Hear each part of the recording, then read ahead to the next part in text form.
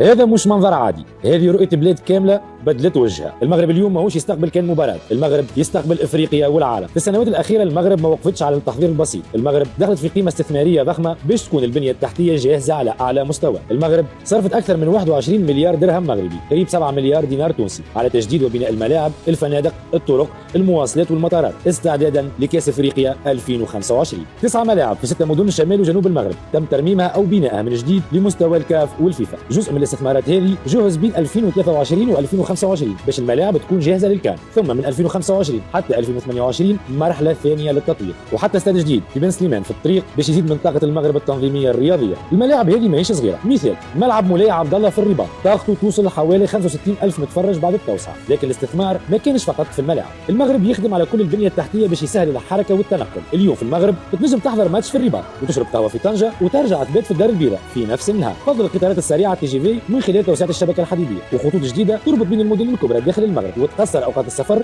بشكل كبير. في نفس الوقت البلاد صرفت مليارات الدراهم في المطارات باش تزيد السعه الى 80 مليون مسافر بحلول 2030 مع توسيع المطارات الكبرى في الدار البيضاء، مراكش، اكادير، طنجه وفاس. المغرب يعمل في السياحه، في الطرقات، في الفنادق الكبيره باش يكون الاستقبال على اعلى مستوى، الفنادق توسعت في المدن المضيفه، الطرقات والقناطر تزادت، خدمات النقل اتطورت. هذا كان مجرد خطوه، المغرب ما حبش يقف عند كان 2025 فقط، الدوله خصت خطه استثمار اكبر لمونديال 2030 في شراكه مع اسبانيا والبرتغال بقيمه قدرت بحوالي 42 مليار درهم، قريب 14 مليار دينار تونسي، في مشاريع مختلفه تشمل ملاعب، بنيه تحتيه، رياضه وطيران ونقل. من بين المشاريع هذه جراند ستيد حسن تو في الدار البيضاء اللي باش يكون من اكبر الملاعب في العالم بسعه 115 الف متفرج. من الملاعب اللامعه للقطارات السريعه للمطارات والسياحه، المغرب ما يحضرش فقط مباريات، المغرب حضر لصوره قويه، الحدث عالمي والرؤيه مستقبليه. المغرب اليوم مش جاهز للكان، المغرب اليوم حاضر للتحدي العالمي الكبير.